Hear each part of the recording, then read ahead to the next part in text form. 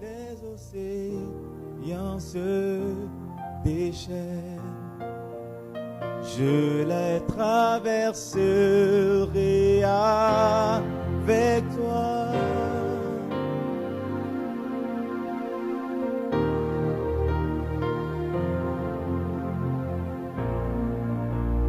Je suis tranquille, car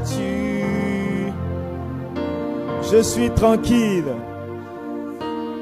car tu es là. Le chant dit, même si les océans se déchaînent, disons-le encore. Même si les océans, même si la mer se déchaîne, je traverserai cette difficulté avec Dieu.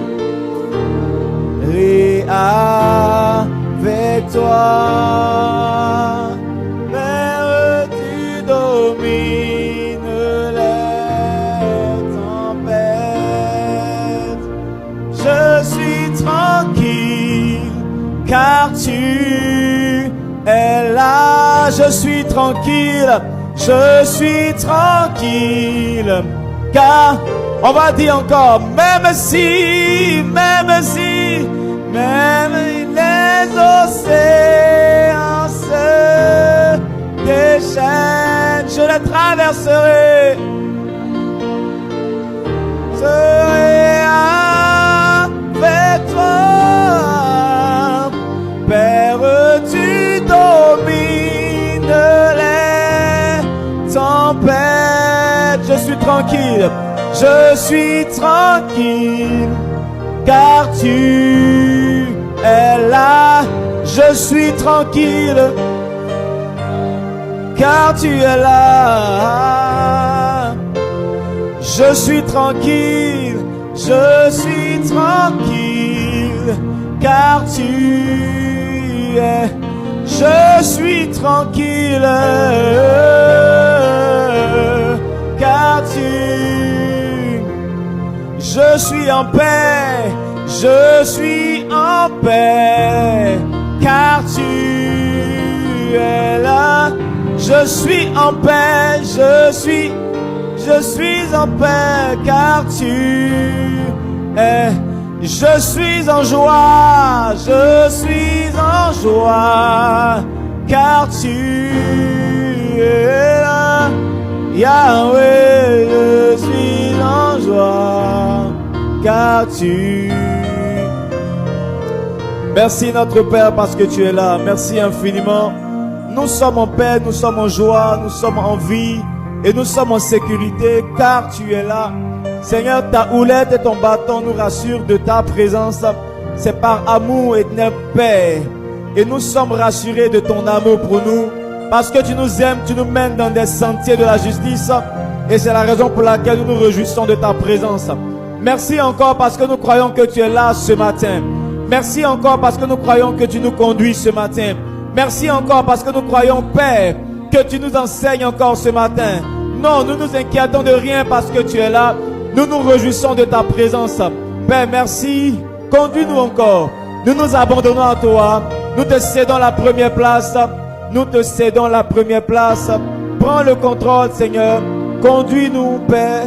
Éclaire-nous encore par ta parole. Nous te faisons entièrement confiance. À toi toute la gloire. À toi tout l'honneur, notre roi. Au nom puissant de Jésus-Christ de Nazareth. Prends la première place. Enseigne-nous, Père. Au nom puissant de Jésus. Amen et Amen. Est-ce que quelqu'un peut me dire Amen et acclamer puissamment le Seigneur? Merci Père pour ta présence. Amen. Que Dieu te bénisse abondamment et que sa grâce te soit multipliée. Salue ton frère à gauche, à droite. Souhaite-lui la bienvenue ce matin dans la présence du Seigneur. Dis-lui, je suis content que tu sois là ce matin. Amen. Alors ce matin encore, soyez les bienvenus à l'église ABMC, Alliance Biblique Missionnaire Côte d'Ivoire. L'église où le Seigneur transforme des personnes ordinaires en de véritables leaders. Amen. Et nous sommes une véritable famille en Christ où le Seigneur fait du bien aux uns et aux autres. Et ce matin, je suis content de vous voir ce matin dans la présence de Dieu. J'espère également que tu es content de me voir. Amen. Ou bien quand je vois ta mine, André, tu n'es pas trop content de me voir. Amen. Il faut être heureux de me voir parce que moi je suis content de te voir. Alléluia. Alors depuis ce mercredi, nous avons commencé un thème très intéressant, un thème très utile qui est pourquoi de nombreux chrétiens sont pauvres et limités. Pose cette question à ton voisin. Pourquoi de nombreux chrétiens sont pauvres et limités?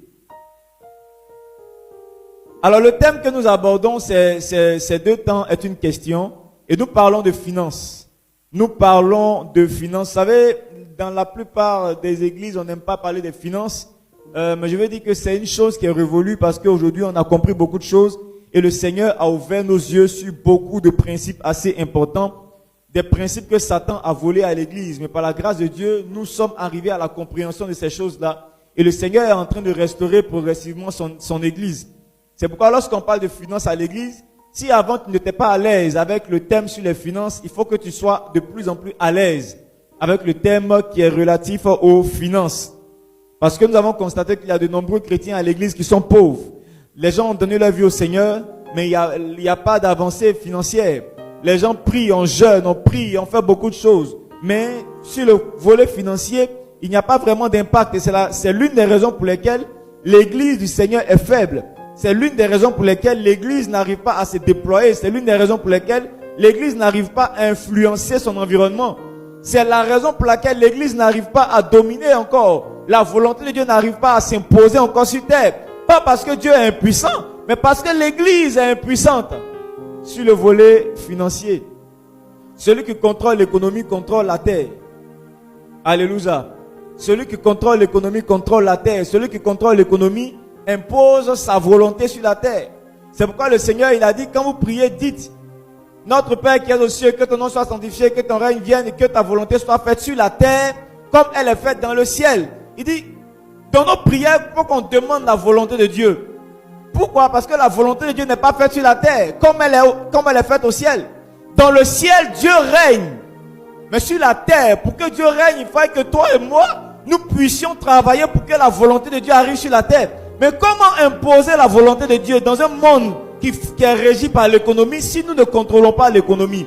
Dans un monde qui est régi par les finances si nous ne contrôlons pas les finances? Frère, il faut vous détromper. Sur cette terre, où les gens, c'est-à-dire ont plus de considération pour l'argent que l'homme, si tu ne contrôles pas l'argent, tu n'auras pas de pouvoir. Si l'église n'a pas le contrôle économique, l'église sera faible. Et c'est la raison pour laquelle l'église est faible. Mais cela va changer.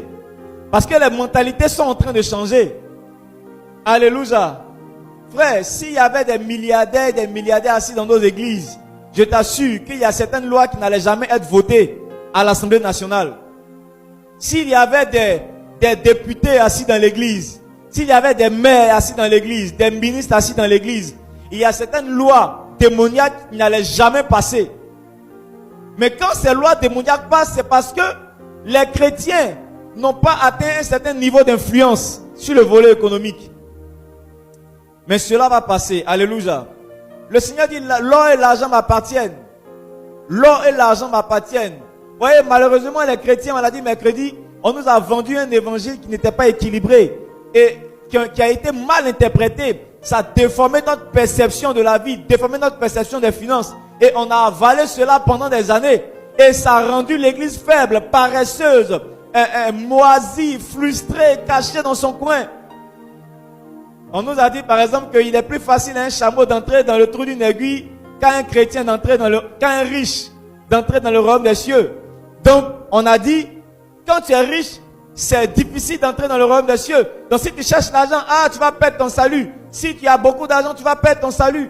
Et ça fait que les chrétiens ont négligé le volet économique et on a privilégié le volet du salut. Une chose c'est d'être sauvé, oui. Mais quand on est sauvé, on est encore sur la terre. Dès qu'on a donné notre vie au Seigneur, le Seigneur ne nous a pas pris pour nous envoyer au ciel. Il nous a laissé sur la terre. Pourquoi? Parce qu'on a un but à jouer sur la terre. La Bible n'a pas dit qu'il est impossible à un riche d'entrer dans le royaume des cieux. La Bible n'a pas dit qu'il est impossible. Mais on a vu ça comme une impossibilité. On a reçu ça comme une impossibilité. C'est pourquoi tous les chrétiens ont donné leur vie au Seigneur et ont fui les richesses. Alors que notre Dieu est un Dieu de richesse. Notre Dieu dit, l'or et l'argent sont à moi. Il n'a pas dit, les fleurs sont à moi. Ou bien le sable est à moi. Il a cité plein de choses. Il peut dire, l'or et l'argent sont à moi. Parce qu'il connaît la valeur de l'or. Il connaît la valeur de l'argent. Il sait quel est le pouvoir qui est caché derrière. On dit, vous ne pouvez pas servir Dieu et maman. Donc, comme on veut servir Dieu, quand on parle de maman, maman c'est le Dieu qui gère l'argent. C'est un esprit qui est derrière l'argent. Donc, quand la Bible dit vous ne pouvez servir deux maîtres, Dieu ou maman, ça veut dire quoi? Dieu met l'argent ou bien l'esprit qui gère l'argent là comme un maître à la même position que Dieu. Dieu, deux maîtres, Dieu ou maman. Ça veut dire que l'argent a un pouvoir tellement intense sur cette terre. Sur cette terre, l'argent est un maître. Mais la Bible dit nous ne pouvons pas servir deux maîtres. Et c'est loyal, c'est légal, c'est juste. Pourquoi? Lorsque tu sers Dieu, alors tu utilises l'argent pour servir Dieu. Mais quand ton cœur est attaché à l'argent, alors ça devient un problème. Alors tu deviens serviteur de l'argent. Mais quand ton cœur est attaché à Dieu, tu deviens serviteur de Dieu, tu utilises l'argent pour servir Dieu. Tu n'es pas serviteur de l'argent. On ne nous a pas expliqué la Bible comme ça. On dit l'amour de l'argent est la racine de tous les maux. La Bible dit l'amour de l'argent est une racine de tous les maux. Une racine de tous les maux. Et ce n'est pas l'argent même qui est le problème, c'est l'amour de l'argent. L'amour que tu as pour l'argent, l'attachement que tu as pour l'argent est un problème. Sinon, l'argent lui-même n'est pas un problème. Si ton amour va vers Dieu, si tout ton amour est rattaché à Dieu, l'argent n'est pas un problème pour toi. Tu utilises l'argent pour servir Dieu. C'est quand ton cœur est attaché à l'argent que ça devient un problème pour toi. Quand ton cœur est attaché à l'argent, c'est alors que tu es prêt à faire des bêtises juste pour avoir de l'argent. Quand ton cœur est attaché à l'argent, c'est alors que tu es prêt à vendre ton âme pour avoir de l'argent. Quand ton cœur est attaché à l'argent, c'est alors que tu es prêt à faire des guerres, de la corruption pour avoir de l'argent. Mais quand ton cœur est attaché à Dieu, tu sais que tu as besoin d'argent pour aller servir Dieu. La priorité, c'est Dieu, ce n'est pas l'argent. Donc tu ne peux pas aller vendre ton âme à cause d'argent, mais tu te sacrifies à cause de Dieu, pas à cause de l'argent. Faut dire à ton voisin, tu as besoin d'argent pour servir Dieu. Frère, on ne sert pas Dieu les mains vides. Jésus-Christ sur la terre, regardez même quand tu prends la Bible, lis ta Bible, Dieu ne s'est pas identifié aux pauvres. Quand tu prends Abraham, les personnes que Dieu prend pour référence dans la Bible, Abraham, c'était un homme puissamment riche. Isaac, fort riche. Jacob, très riche. Job, immensément riche. David, roi David, très puissant financièrement. Salomon, très puissant financièrement. Citez-moi le nom de pauvres, le nombre de pauvres qu'on a cité dans la Bible. Lazare le pauvre. Lazare le pauvre. Sur la terre, il a fait quoi? Rien du tout. La seule référence que la Bible donne pour Lazare, on dit, les chiens venaient laper ses plaies à la porte du riche. Les chiens venaient laper ses plaies. Voilà la seule illustration du pauvre dans la Bible. Et c'est le pauvre. C'est le seul. Notre Dieu est le Dieu de toute abondance et de toute richesse. C'est pourquoi toi qui es son enfant, tu dois être un homme riche. Ça là, tu dois accepter ça. Tu dois casser dans ta mentalité que tu n'es pas né pour la médiocrité, pour la pauvreté, pour la limitation. Non. Il faut dire je refuse la pauvreté. Il faut refuser ça. La pauvreté, c'est la seule personne qui profite de la pauvreté dans ta vie, c'est Satan, c'est pas Dieu. On n'adore pas Dieu les mains vides. Le Seigneur dit, tu ne te présenteras pas devant le Seigneur les mains vides. Tu dois avoir quelque chose pour adorer le Seigneur. Quand Moïse sortait de l'Égypte, Pharaon lui a dit, vous allez partir sans vos troupeaux. Moïse a dit, non, on ne peut pas partir sans nos troupeaux. On va avec nos troupeaux, on va avec nos bêtes, on va avec tous nos animaux. Parce que c'est dans notre troupeau là qu'on va choisir pour offrir à l'Éternel, pour servir Dieu. Moïse était conscient qu'on ne peut pas aller adorer le Seigneur dans le désert les mains vides, sans richesse. La véritable adoration, je l'ai dit une fois, on n'adore pas Dieu avec la bouche. On adore Dieu avec les mains. On adore Dieu avec ceux qui adorent Satan. Est-ce que tu les vois quelque part? Ils disent, oh Satan, on t'adore. Oh Satan, on t'adore. Non. Ils font des sacrifices. Ils posent des actions. Ils sèment. Ils font des sacrifices. Ils font des sacrifices. C'est ça la véritable adoration. Et c'est ce qui donne du poids. Il faut que ça change dans la mentalité de l'église. Il faut que ça change dans la mentalité de l'église. Frère, On l'a dit, la deuxième cause de la pauvreté sévère et chronique de l'église, c'est que la plupart des chrétiens ne savent pas ce que c'est que, ou bien ils ont confondu, ils ne comprennent pas en fait le principe de la bénédiction.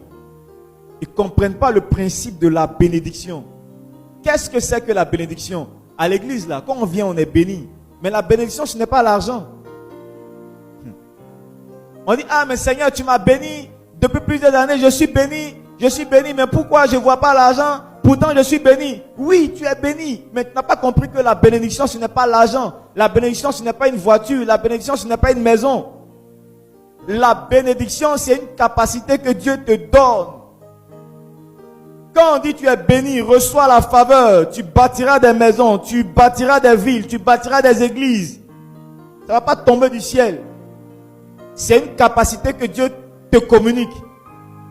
La bénédiction se matérialise sous forme d'idées.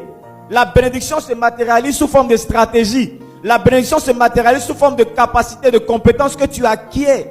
La bénédiction se matérialise sous forme de relations, de connexions que Dieu crée avec toi. Quand quelqu'un est béni, regardez, quand tu es béni, voilà comment ça se manifeste. Tu auras une idée qui te vient à l'esprit pour entreprendre, pour bâtir quelque chose. Tu as une idée. Cette idée-là, c'est Dieu qui te l'envoie parce qu'il t'a béni. Maintenant, ta responsabilité, c'est utiliser cette idée, l'implémenter, comment je peux dire, travailler avec l'idée pour, par exemple, bâtir une entreprise. Et c'est cette entreprise-là qui va te fournir de la richesse. La Bible dit c'est la bénédiction de l'Éternel qui fait quoi? Qui enrichit. Ce n'est pas la bénédiction qui est la richesse. Non. La bénédiction enrichit. Donc quand tu es béni, ça donne la capacité d'acquérir de la richesse. Un homme qui n'est pas béni ne peut jamais être riche. Tu vas me demander donc, ceux qui sont dehors, en dehors de l'église, qui sont riches, donc ils sont bénis. Ils sont bénis. Ils sont bénis. Si tu comprends le principe de la bénédiction, qu'est-ce que c'est que la bénédiction? Capacité qui te permet de t'enrichir. Ils sont bénis. La différence, c'est que la bénédiction qu'ils ont est suivie de beaucoup de chagrin.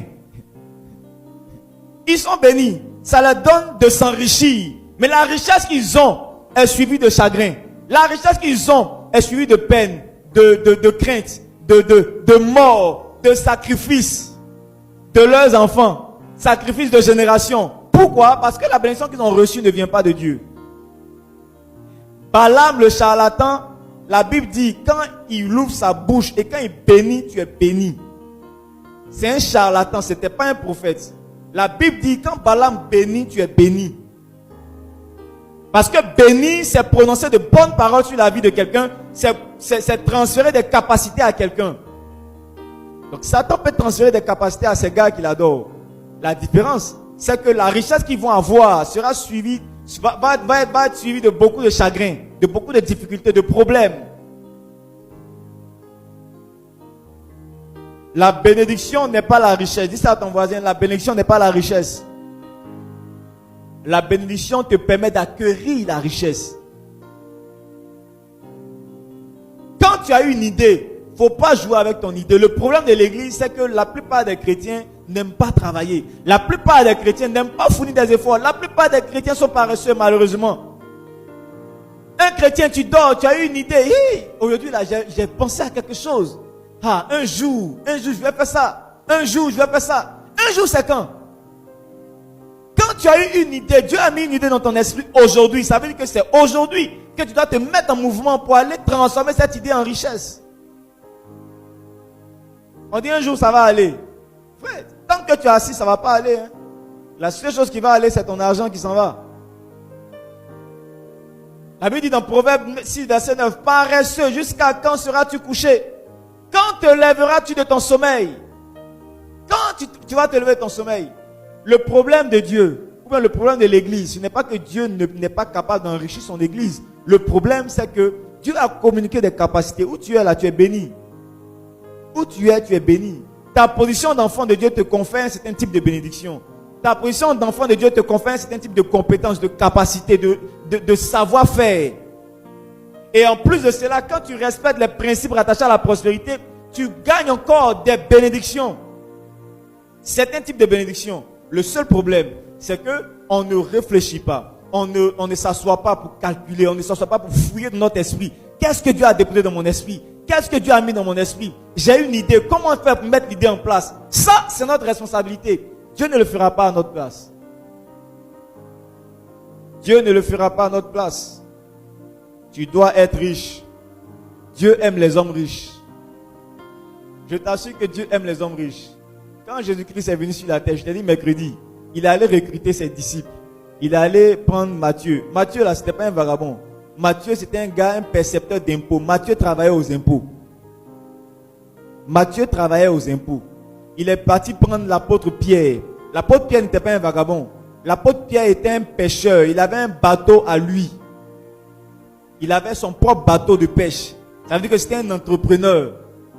Il allait prendre Luc. Luc, c'était un médecin. C'était pas un vagabond.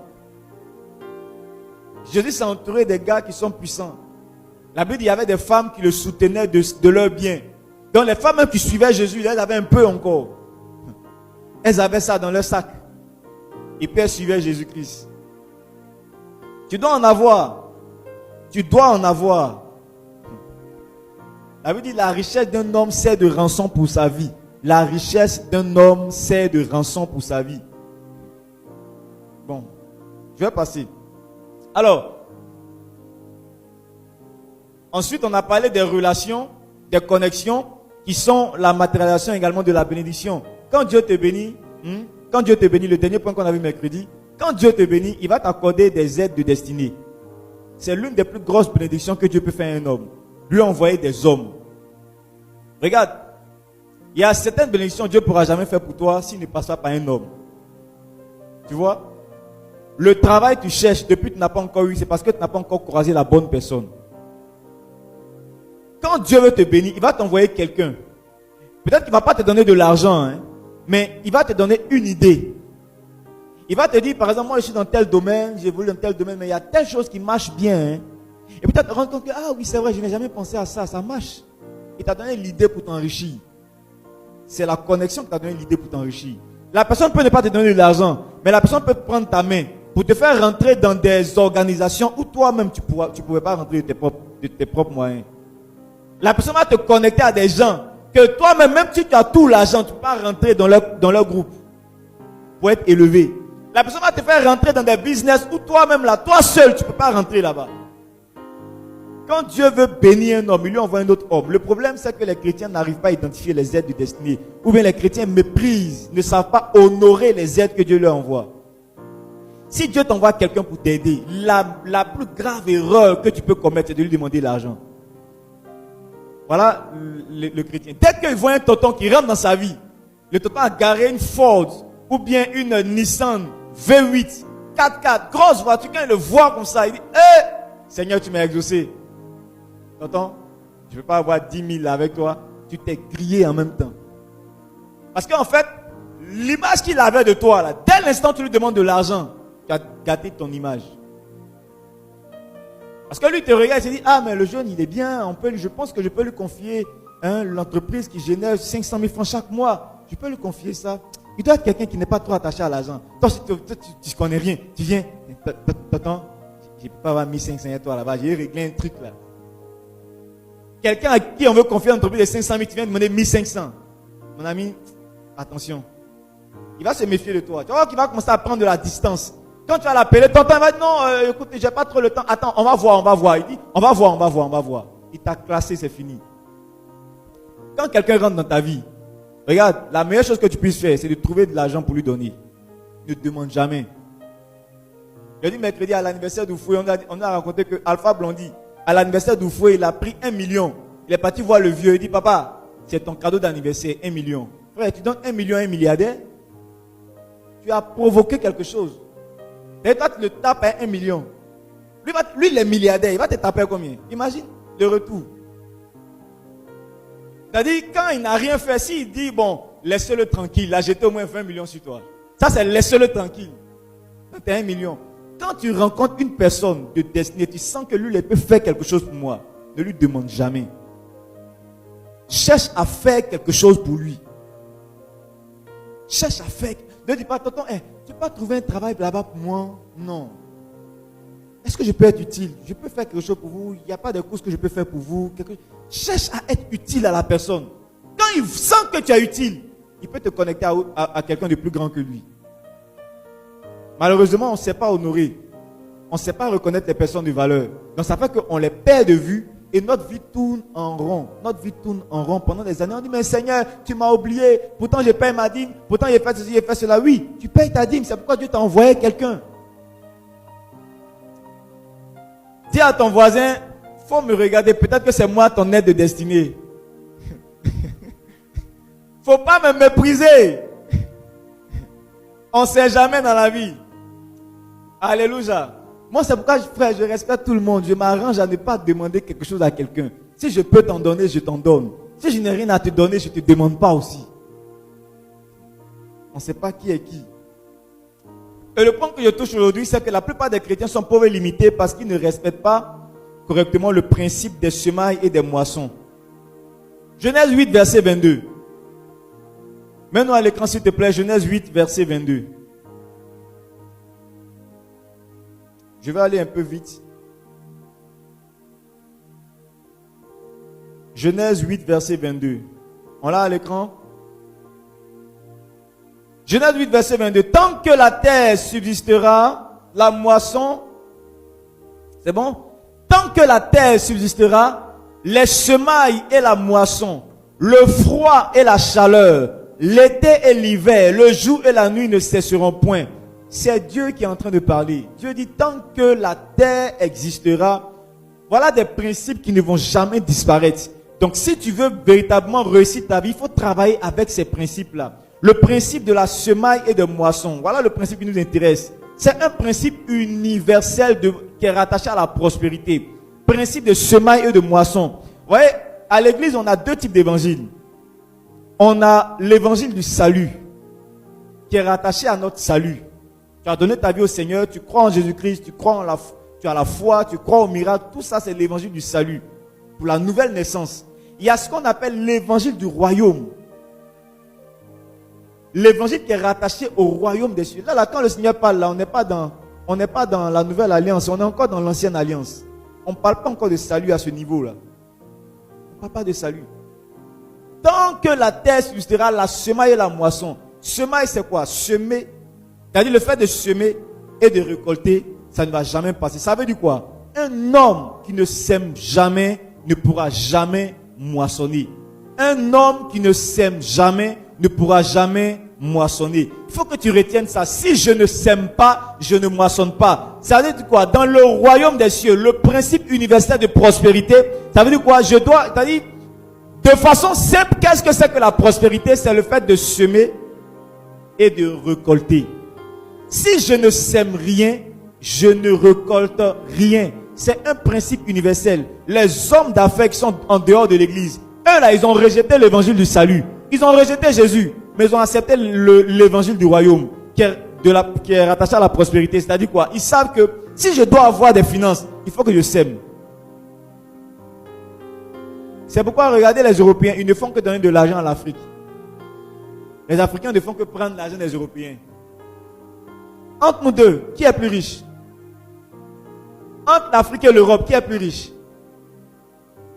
Laissez-moi l'histoire de non, on a le sous-sol le plus riche. On mange sous-sol. Tu peux manger ton sous-sol. Les Européens sont les plus riches. Pourquoi? Parce qu'ils passent plus de temps à donner aux Africains. Celui à qui on donne, là, c'est lui qui s'appauvrit. Voilà le principe du royaume. Celui à qui on donne, c'est lui qui s'appauvrit. Celui qui donne, c'est lui qui s'enrichit. C'est un principe qui est bizarre à comprendre. Dans ce monde, on nous a dit, oh, si tu veux avoir beaucoup d'argent, il faut épargner, il faut économiser, il faut garder, il faut amasser. La Bible dit, celui qui épargne à l'excès ne fait que s'appauvrir. Voilà le principe de la prospérité qui est rattaché au royaume. Je veux avoir, je ne dois pas chercher à aller gagner. Quand je veux avoir, je dois chercher à donner. Parce que la Bible dit, donnez et il vous sera. Il vous sera. On n'a pas dit prenez, ça sera à vous. Donnez et il vous sera donné. Il faut demander à ton voisin, qu'est-ce que tu as à donner? Qu'est-ce que tu donnes? Si tu n'as rien à donner, tu es en danger. Si tu... je te dis, si tu n'as rien à donner, tu es en danger. La Bible dit, on donnera à celui qui a. Et on arrachera à celui qui n'a pas.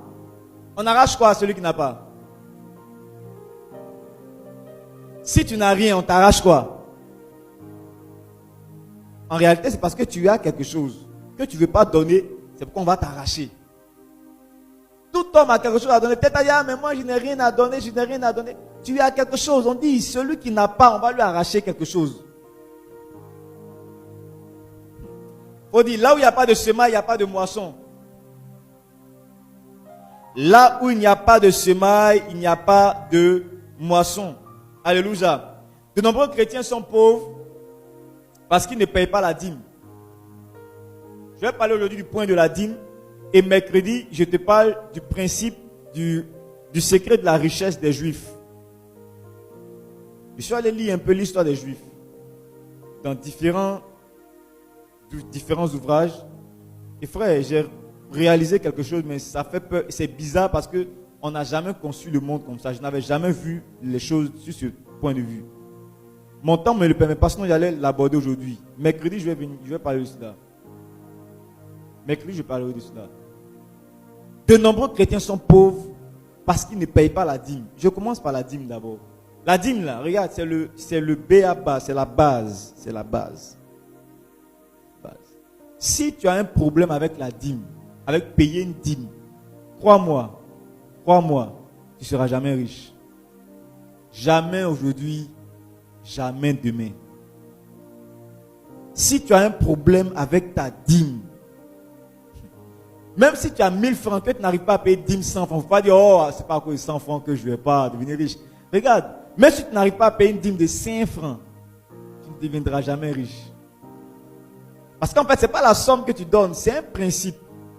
C'est un principe qui attire à toi de la richesse, qui attire à toi de la bénédiction. C'est un principe. C'est pourquoi tu dois payer ta dîme.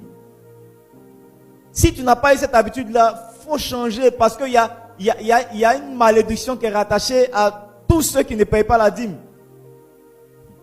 Regarde, je te partage 6 raisons pour lesquelles ceux qui ne payent pas la dîme deviennent pauvres. La première raison, c'est que ceux qui ne payent pas la dîme deviennent pauvres parce qu'ils n'ont rien à récolter. Prenons ensemble Osée 8, verset 7. Maintenant, Osée 8, verset 7. Qu'est-ce que c'est que la dîme? La dîme, c'est un dixième. C'est le premier dixième de tout ce que tu reçois. Osée 8, verset 7. Puisqu'ils ont semé du vent, ils moissonneront la tempête.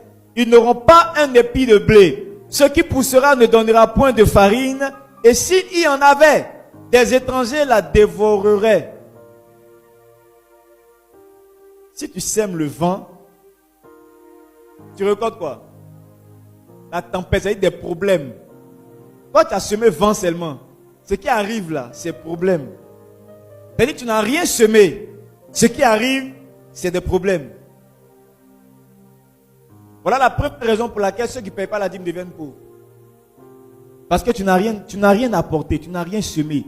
Tant que la terre subsistera, la semaille et la moisson ne passera jamais. Si tu n'as rien à apporter, ne t'attends pas à recevoir quelque chose.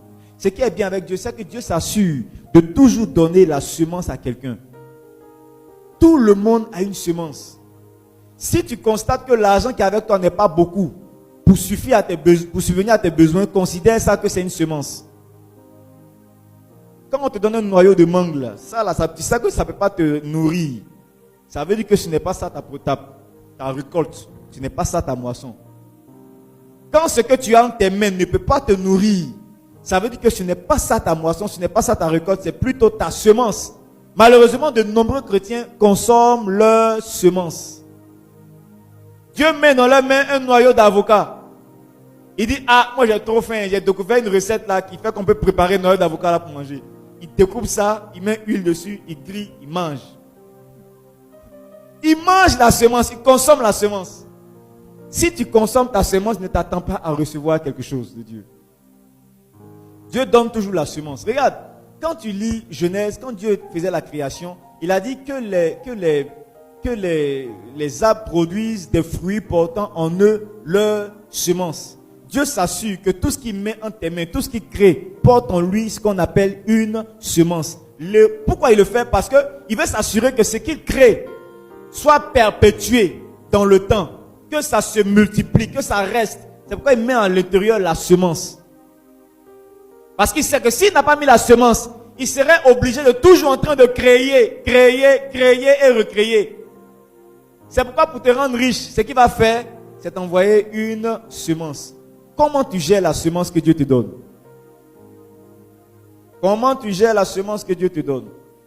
Qu'est-ce que tu as fait de ta semence? Le rôle de la semence, c'est perpétuer le fruit. C'est veiller à ce que le fruit ne disparaisse pas. Les 10 000 que tu as chaque jour, et puis tu ne dépasses jamais 10 000. Il faut considérer que 10 000 c'est semence. Il faut considérer que 10 000 c'est semence. Je me rappelle très bien, il y a un certain temps, frère, pour avoir 100 000 francs, le jour où j'ai eu 100 000, je danse, je fais la fête, je me sens tout puissant, fort et roi dans la ville. Dans Grand Abidjan, là, 100 000. Je me sentais tout puissant. Mais j'ai constaté que je n'arrivais jamais à dépasser. C'est-à-dire, si j'ai 101 000, il y a un problème qui vient et puis ça avale les 101 000. Je n'arrivais pas à dépasser les 100 000. C'est comme s'il y avait un mur en haut de ma tête qui fait que quand tu bouges, assieds-toi, 100 000. Tu veux bouger? Non, 100 000. Je me suis rendu compte que mes offrandes, là, si j'avais trop fait, c'est 500. Joe, on vient à l'église, qui voit dans ma main? Je froissais les 500 comme ça. Personne ne voit où. À tes pieds, ô divin roi. Puis tu caches. Personne ne sait. Je sème 500 sur 100 000. Si j'ai trop, dis même, oublie ça. Ça ne suffit pas. Je dépense tout. Avant, justement, je me suis rendu compte que j'étais limité financièrement. Je voulais passer à un autre niveau. Je voulais vraiment passer à un autre niveau. Un jour, mon père il avait ses livres. Il venait de faire sortir ses livres. Et il a demandé qui veut prendre son livre. Il n'a pas dit le prix. Nous, ses enfants, s'est levé. Les dignes fils du vieux Amazou. On est venu devant. Le vieux, on prend le livre. Il a mis entre nos mains. Tiens. Il dit, vous savez c'est combien? On dit, non, c'est 30 000. Frère, je n'avais jamais fait offrande de 30 000 à mon vieux. C'est là que je me suis rendu compte que je n'avais jamais fait offrande même de 30 000. Chez moi, 30 000 là, non, c'était trop. Ce jour-là, ça m'a délivré un peu parce que j'ai pleuré en payant les 30 000. C'était un. Une autre fois, il y avait un papa qui passait dans la ville que je lui avais invité, le vieux Tudor Bismarck. C'était compliqué sur moi avec mon épouse. On voulait faire notre mariage, mais on n'avait pas de finances. Il n'y avait pas de travail, c'était compliqué. Quand on a su que le vieux venait, on a trouvé de l'argent, mon épouse et moi, et puis on a mis dans 2 enveloppes. Il dit, tiens, ça c'est pour toi, tiens, ça c'est pour moi. Et quand on était autour de 60, quand il y avait 30 000 chacun dans les enveloppes. Non, ce jour-là, on dit, on va frapper fort. Quand le vieux est venu, quand il a fini la conférence, pendant que les gens étaient dans les temps, en train de crier, oh, nous on est sortis par la petite porte, on l'a attendu au garage. Quand il sortait au patio, on s'est mis en genoux là, on a dit, papa, tiens notre offrande. C'était la 2e fois que je faisais ma plus forte offrande. Une 3e fois, il dit, non, il faut qu'on passe le niveau. Le vieux Tudor Bismarck était à Abidjan et il dormait à l'hôtel Ivoire. Ce jour-là, j'ai réfléchi, j'ai dit, Seigneur, donne-moi de l'argent, je vais faire une offrande. Et puis, pendant le programme, il y a une maman qui m'a approché. Elle me dit, le pasteur Lise qui est venu en décembre, là, la maman en forme là. Elle me dit, pasteur, j'ai fait un son chez toi. Est-ce que tu as regardé dans ton compte bancaire? J'ai dit non. Elle dit, il faut aller voir. Elle dit, maman, je ne sais même pas où est mon code. Il n'y a rien là-bas. C'est araignée qui est là-bas. Elle dit, va voir, j'ai fait un son chez toi. Donc je prends mon truc, je vais à la banque. J'entre mes trucs là, je regarde, on dit, il y a 110 000 sur mon compte. Comment? Je me suis vu en train d'acheter une nouvelle chaussure. Quand j'ai vu les 110 000, le Seigneur m'a dit, tu as demandé une offrande pour semer. 100 000. Mais 100 000. Ça m'a fait mal, hein. Ça m'a fait mal. Je voulais retirer 110 000. On dit, non, tu dois garder 10 000 sur ton compte. Donc tout ce que tu peux prendre, c'est 100 000.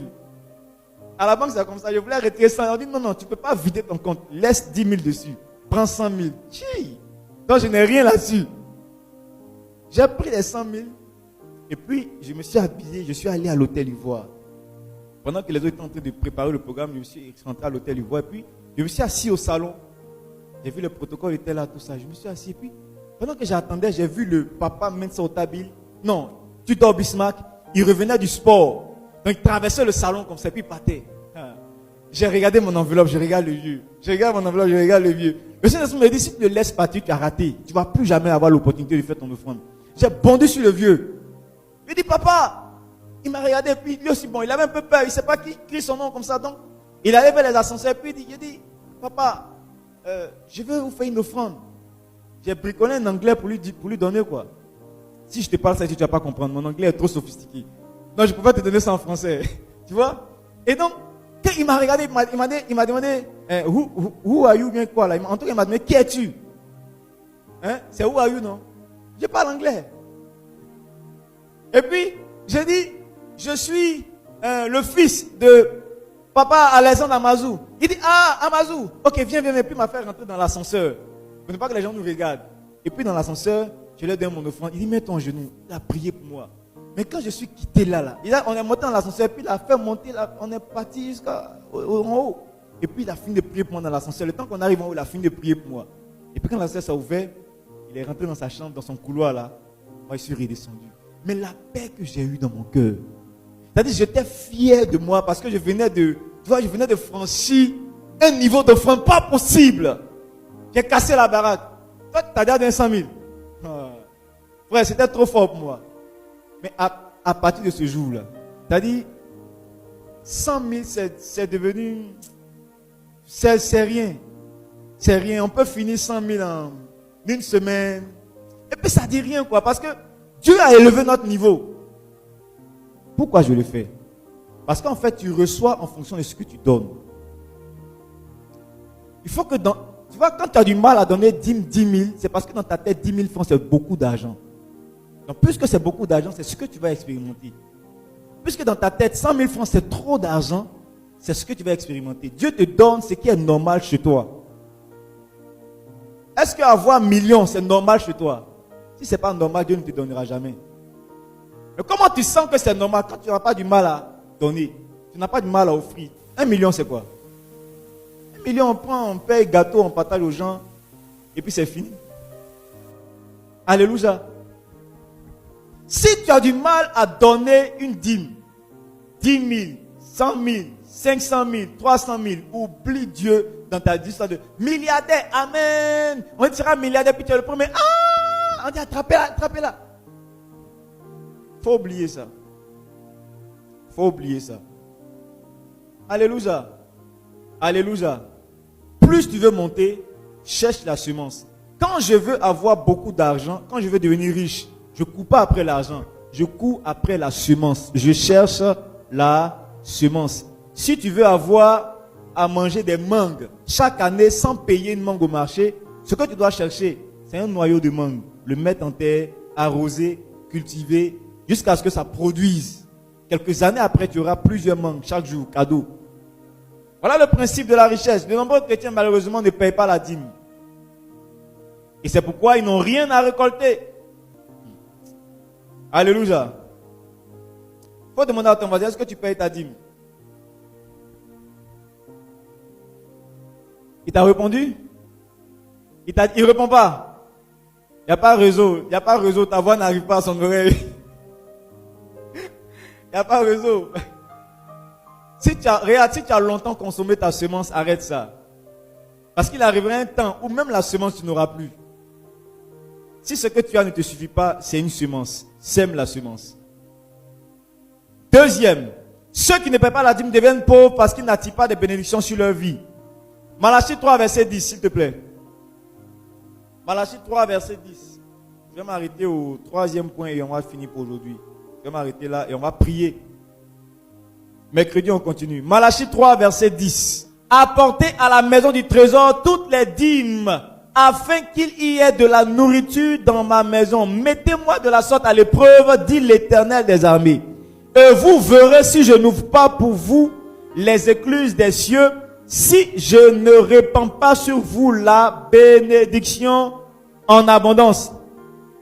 Envoyez les dîmes et vous verrez si je ne répands pas sur vous les bénédictions en abondance. Bénédiction, ce n'est pas l'argent. Bénédiction, c'est capacité. Bénédiction, c'est compétence. Bénédiction, c'est aide de destinée. Tu vois, aptitude. Quand tu ne payes pas ta dîme, tu es en train en fait de te priver de la bénédiction. Donc tu te prives de capacité, tu te prives d'idées, tu te prives d'aptitude, tu te prives d'aide. C'est pourquoi tu es seul, personne ne veut t'aider. C'est pourquoi personne ne veut t'aider. C'est pourquoi tu n'as aucune idée pour entreprendre. Tu as 200 000 francs, tu ne sais même pas qu'est-ce que tu peux entreprendre avec 200 000 francs. Pourquoi? Parce que tu ne payes pas ta dîme. Donc tu manques, tu te prives de bénédiction. Regarde, le monde dans lequel nous sommes est compliqué. Hein? On a un monde qui est vraiment difficile. Donc dans ce monde où il y a beaucoup de malédictions, là, regarde même la malédiction d'Adam et Ève là. Jusqu'aujourd'hui là, ça nous poursuit. Si de temps en temps tu tombes malade, tu n'as pas lu là, c'est affaire de Adam et Ève. Sinon avant, moustique ne pouvait pas piquer l'homme. Moustique respectait Adam et Ève. Mais depuis que Adam et Ève ont péché là, même le moustique ne les respecte plus. Même le moustique vient, puis pendant que tu es en train de marcher, tu vois le moustique, il est sur toi, tu bouges ta main, puis il est colérique, laisse-moi te mordre. Pourquoi? Parce qu'il y a une malédiction qui poursuit l'homme jusqu'aujourd'hui. Alléluia.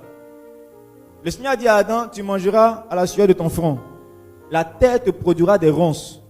La femme accouchera avec des douleurs. Toutes ces malédictions-là poursuivent aujourd'hui. Tu as donné ta vie au Seigneur, mais ça poursuit.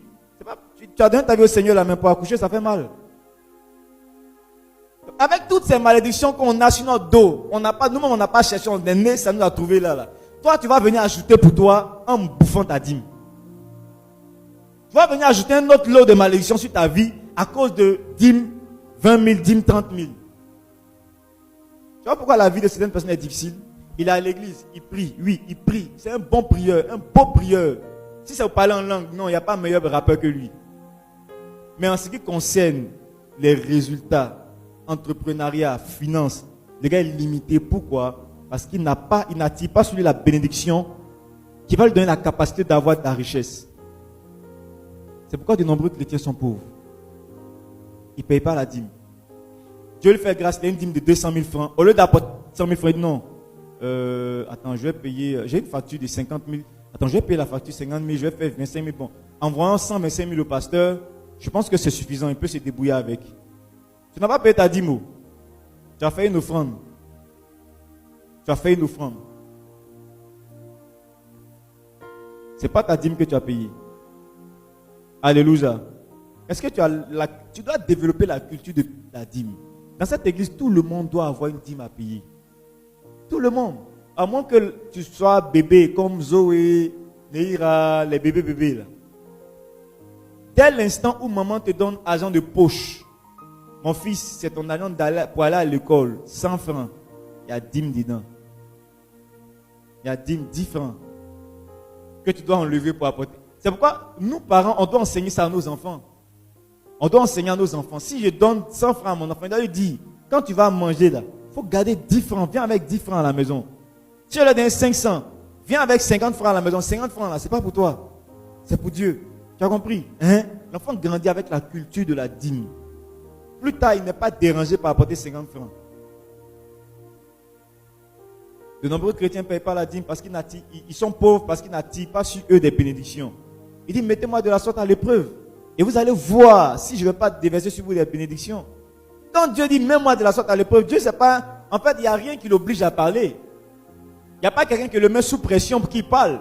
Non, Dieu n'est pas sous pression. Il est libre de dire ce qu'il veut. Et quand il dit quelque chose, c'est qu'il a la possibilité de le faire.